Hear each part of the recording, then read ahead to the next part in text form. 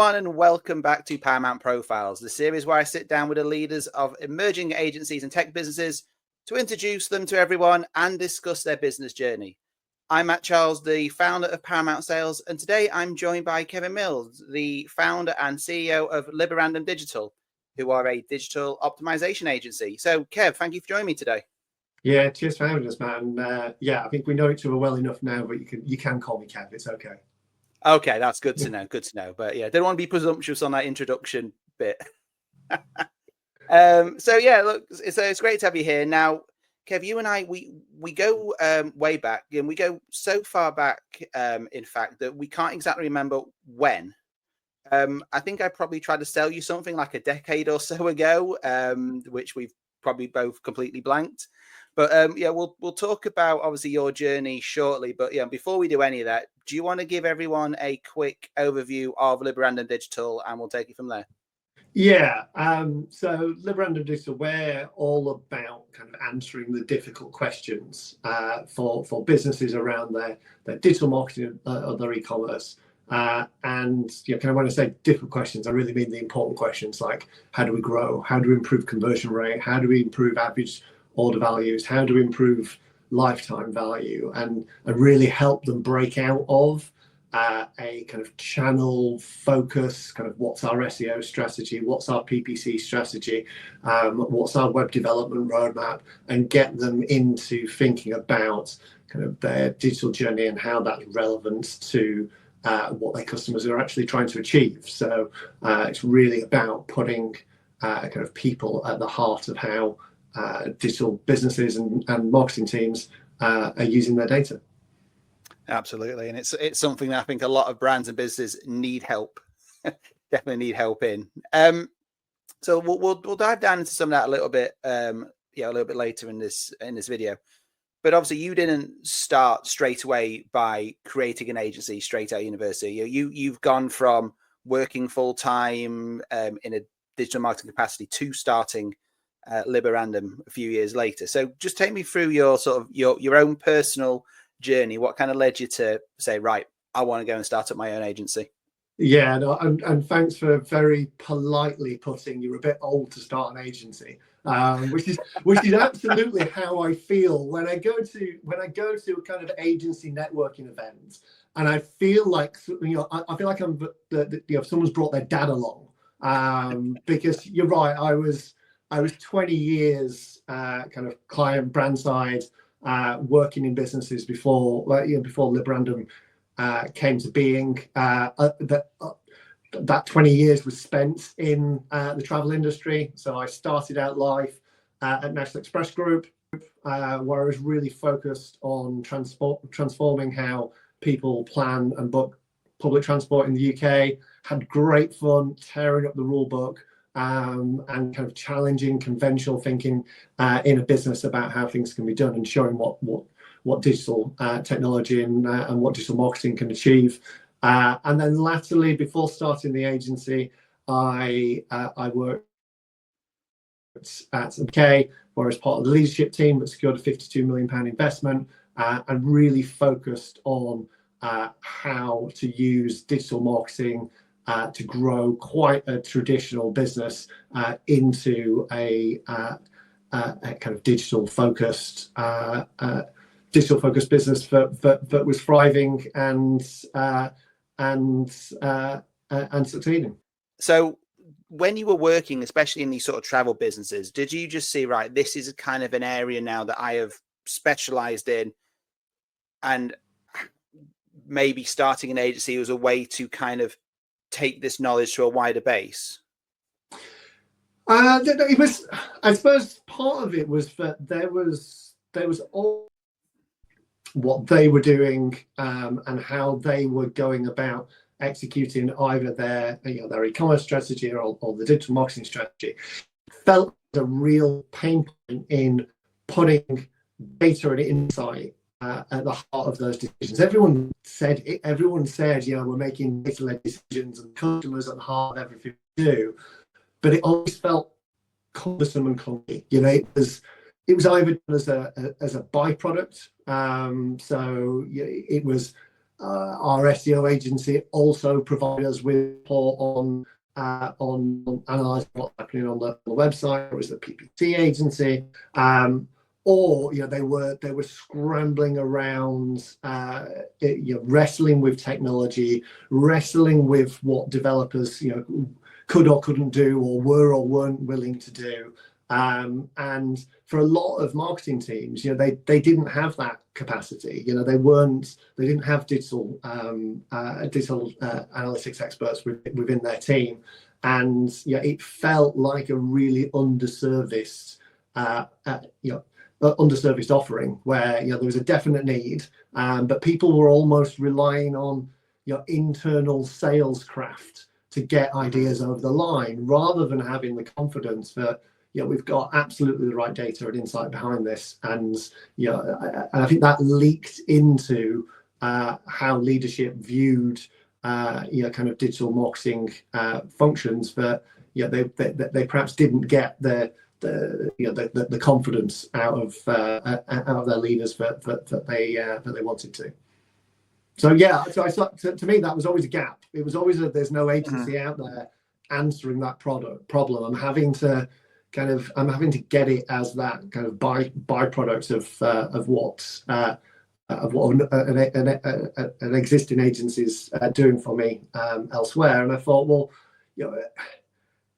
it's always been, to me, the starting point. With every team I've developed, it's been, let's start with the data and let's build out from there. I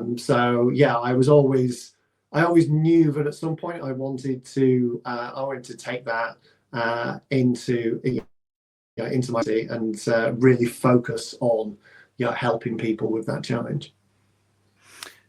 No, as I said, it's a really good example of you seeing a gap that a lot of companies have, and then using your expertise to say, right, I can actually go and fill that gap. I can fill that void.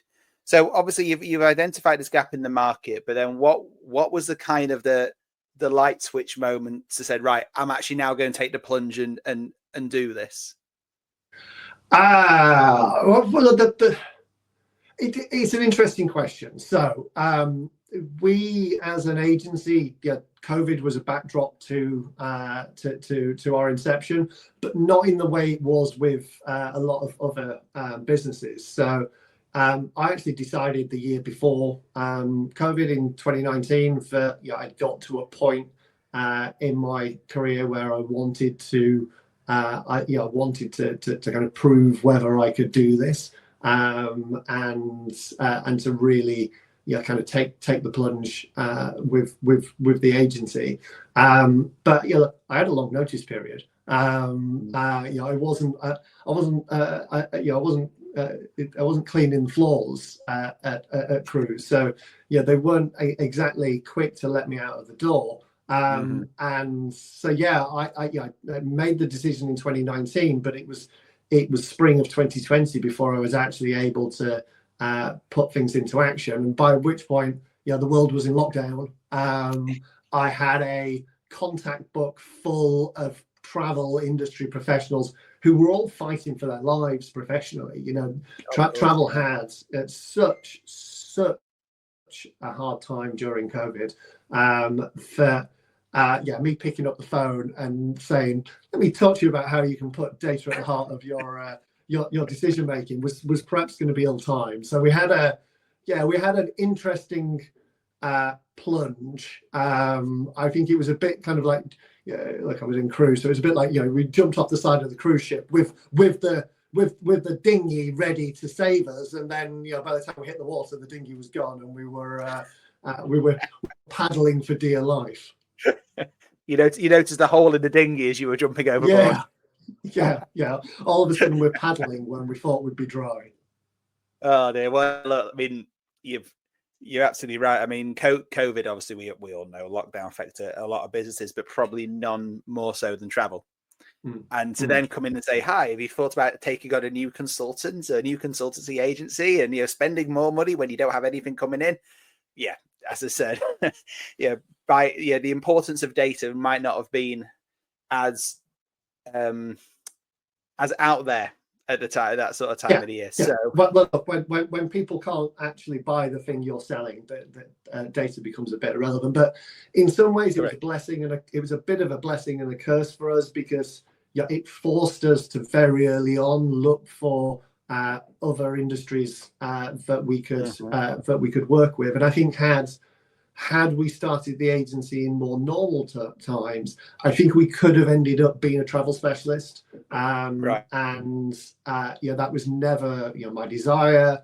I find working on different businesses and different sectors, it's something that very much floats my boat. But also it's something where I think that cross-sector thinking is one of the things that I think is a real strength for us, and something that I really want to focus on developing in the future. So I think blessing and a curse. It was hard starting the business in those circumstances, but I think forced us to make some changes and to focus on some areas that perhaps in easier times we could have been a bit more lazy and not done.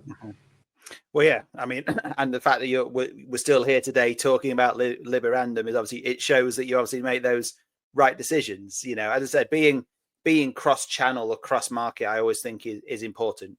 I think if you can label yourself quite quickly and quite easily as a specialist, and as soon as you do that, it's hard to break out of that mold, right? And I think for yourself and for other people in your team who you bring in, the fact that you've got that multiple market expertise, I really just think adds to the agency as well. You talked about obviously the position that you found yourself in for you to develop a go-to-market strategy in the middle of COVID. And I know you said we wanted to go to different verticals, but what sort of steps did you put into place to actually maybe go and get that first 1-2 clients? What were the kind of strategies you put in place? I mean, I perhaps won't talk too much about what we did initially, because it didn't work. The shape of the agency now and how we go about things is very different to what I was doing back in 2020, and perhaps some of that is the fact that I'd never worked in an agency before, so there was some naivety, etc. But our kind of success from the go-to-market really was it really came out of the switch to GA4, because I was kind of speaking to different leaders in different businesses, different marketing teams about GA4. And look, I'm a positive guy. I always look for the upsides, but crucially, I always look for the opportunity. I always go, if I was sat in someone's shoes, where's the money? Where's the opportunity? Where would I be mining? And so I talk about GA4 in terms of the advantages and the opportunities that it would bring businesses. And I very quickly realized that this wasn't what people were used to hearing. They were used to hearing about how it was a problem and it was an inconvenience, and they were only doing it for compliance.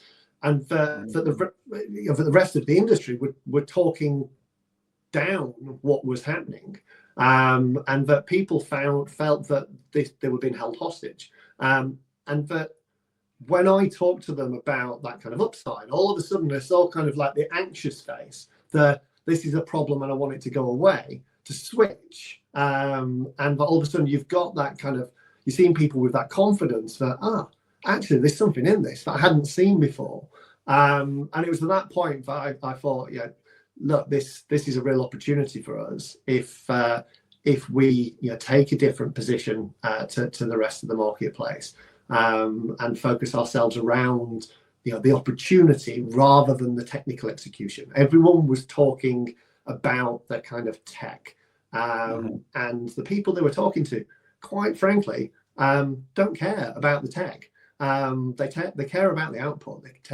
care about the results at the end of it. So we very much have focused on that singular issue, be it to start with, it was that singular issue of people need to transition to GA4, and since it's been focusing on that singular issue of actually now you've done it, how do you get the most out of that platform? How do you turn it into something that really drives your business? So our focus has been very much, singular issue, be very clear what we're solving, build a relationship with the client around, maybe it's an initial audit, maybe it's helping them get things set up in the first place, maybe they're launching a new website, build the confidence through that initial engagement, and use that then to kind of build a longer term relationship with the client in terms of using the insight to drive up conversion rate, average order values, all those things that is our bread and butter. So that's been our secret sauce in terms of go to market. I mean, we've relied heavily on referrals. I put a lot of work in quite early on in building relationships with other agencies, and that's been a big part of our success. Obviously, my own network helps. You spend 20 years in the industry, you meet people, so that's helped. And I shamelessly promoted myself on LinkedIn every day for what felt like a lifetime, posting selfies, trying to get people to crack a smile when talking about something that's normally very dry. I think if I'm being really honest, our go-to-market strategy was singular issue, be very clear about how we solve it, and then lean into our kind of network of contacts to get us the conversations with the right people at the right times. Because the truth is, if someone's got a problem with their data, the first person that will hear about it will probably be their marketing agency or the development agency. So it's been about making sure that when they have those conversations, they're going, we know who you need to speak to. Absolutely. I said it feels like a long time. There was every day I logged on to LinkedIn, the first thing I saw every morning was your face.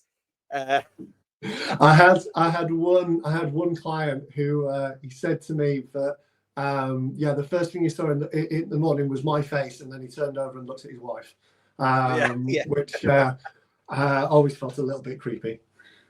Well, I suppose I don't know what's worse, the fact that he's seeing your face every morning, or he's on LinkedIn first thing in the morning before he looks over and sees his wife. Before he rolls over and says good morning to his beautiful wife and offers to make a breakfast in bed. I mean, that's absolutely. That's my normal routine. But look, I mean, what I think was really impressive when you talked about your go-to-market, singular issue, specialize in something. But I think the key thing is that you've talked about, and I'm speaking to a couple of businesses now who, you talk about regulations and is there really a need for it until it's enforced? You've got some companies feel they're being backed into a corner and pressured to take a piece of tech. Obviously, as you were talking about, in this case, it's GA4. I think what you've done really well is you've focused on, you mentioned the hows, but I think more importantly, you've looked at the why. Why is this important and why you can get the value, right? So that's the thing I think you've really driven home. It's the value of actually putting in this tech. It's not about the tech itself. It's about the value that it brings. And if you as an individual and as an agency can help crack that value, and then that you create, certainly as an agency, you create long-term sticky clients, which obviously is something that you've done very well. Yeah, look, I think this is one of those made-up statistics, but I guarantee that the majority of CEOs and business founders, they don't care about the tech. No. They care about the results that the tech drives, and I think that's always been the focus for us. Don't labor on about the process and the setup and the features. Focus on the difference it's going to make. What is this going to mean for your business? How is it going to help your business grow and get more customers and increase value? Because that's what people care about. Okay, so let's now look at looking into the market in a little bit more detail. With all the clients that you're speaking to and all the things you see in the market, what would you say is like probably the single biggest opportunities that you're seeing within clients at the moment? Yeah, I think the biggest opportunity I see time and time again is actually the biggest opportunity I've been seeing for the last 20 years. And it's that when you speak to most businesses about how they look at their digital performance. They'll say things like conversion rate, and they'll say things like average order value and lifetime value, but they'll talk about it in a singular, like it's a single answer to that question. That if you know your conversion rate, then you know the secret to success. And the truth is, every business is digital. Every business's website or app or digital experience will have multiple conversion rates, because there are multiple types of customers, different segments coming to the site who are actually looking to achieve something different. So I think the single biggest opportunity is getting businesses to think about digital in that way. It isn't just about how you're performing at getting someone to make a purchase or sign up for a service. It's about how are you doing with each of the steps along a customer journey. How are you doing at engaging customers for the first time? How are you doing at driving product consideration? How are you doing at raising the level of intent to convert on your site? And then maybe how are you doing at driving that final conversion? And maybe then how does that vary by product set 1 versus product set 2, or customer demographic A versus customer demographic B? And when you pull apart the customer journey like that, and you pull apart the data into those singular points of success, it all of a sudden shines a light onto opportunities that get missed when you try and manage everything through a single average. One of my catchphrases is, your customers aren't average, so why do you measure them that way? And that to me is the one thing that, despite the fact that we'll all talk about personalisation, we'll all talk about segmentation in our business strategies, it very rarely features as part of how people manage the performance and the success of their digital activity. No, absolutely. I mean, you mentioned personalization. You can't personalize if you don't segment properly. Right. Absolutely. So, yeah. Or you find you're personalizing to the group of customers that are the least valuable. Because a lot of personalization conversations get driven by, I suppose, what we can conceive of when we're thinking about a journey. And we're flawed. Human beings are flawed. We think that everyone else in the world looks at things through our eyes. And if you're sat at head office and you're in trading meetings talking about sales, absolutely, your mind is going to go straight to, how do we personalize the checkout journey? Or how do we personalize the sign-up page? Because that's where your results-driven world is focused on. But for 90-odd% of your customers engaging with you online, that might be the farthest thing from their mind right now. They might just be trying to decide whether they can trust you. So I think it is really important, before you go down a personalization journey, that you've got the data to understand what those different segments are that are engaging with your site, and what it is that they're trying to achieve, and how much success they're getting. No, absolutely. But there's obviously, as well as the opportunities, there's also a huge amount of frustration and things that you would want to change. So if I was to ask you, what would be the one thing in the market? I'm giving you a magic wand. I'm giving you one wish. What would you change? Right, I'm gonna cheat, because I'm gonna say two things. That's okay. I'm a genie. I'll let you have two. That's fine. The first thing is, I wish people's attitude towards cookie consent was the same as it is towards the segment sizing market research, because there's a lot of people getting very worked up right now that they've only got 90, 80, 70, 60% coverage in their cookie acceptance, and that means that their web analytics isn't valid anymore, and it's the end of the industry. Yeah, I can go out and do some market research with less than 10% of the market. I can draw conclusions, and people will accept them, and that needs fixing. People need to start looking at all of this on a level playing field. And if sample size is good for market research, then why isn't sample size good for analytics? But that rant to one side. The other thing that has always frustrated me is the marking of the marking. So the other thing that's always frustrated me is people marking their own homework. So right now, in the industry, across pretty much every sector you can imagine, there will be someone who is going to their paid search agency to find out how their paid search campaigns are performing, or going to their web development agency to find out how their website's performing. And that to me is utterly criminal, and wouldn't happen in any other world. You'd go to someone independent of the execution to tell you whether it's working. But in digital marketing, it seems to be perfectly acceptable for people to report on their own activity and to mark their own homework without any scrutiny, without any oversight. And I think it leaves client teams in a really vulnerable position, because their leaders, their CEOs, their finance teams, whoever it is, will expect them to be providing that scrutiny and oversight. And quite frankly, they won't be digital data experts. So how on earth can they be expected to provide that scrutiny? Of course, they're going to rely on the agency support that they've got in place. And I think it just leaves them wide open to some mischievous behaviour. Let's just put it at that. But I never understood it when I was client side. I would always make sure that I was getting some scrutiny either from my own team or from a third party over the activity that I was running, and not relying on the people executing the activity to tell me that it's working. Maybe I'm just distrustful. I don't know. But no. I mean, I know exactly what you're talking about, and I've been that person on the other side.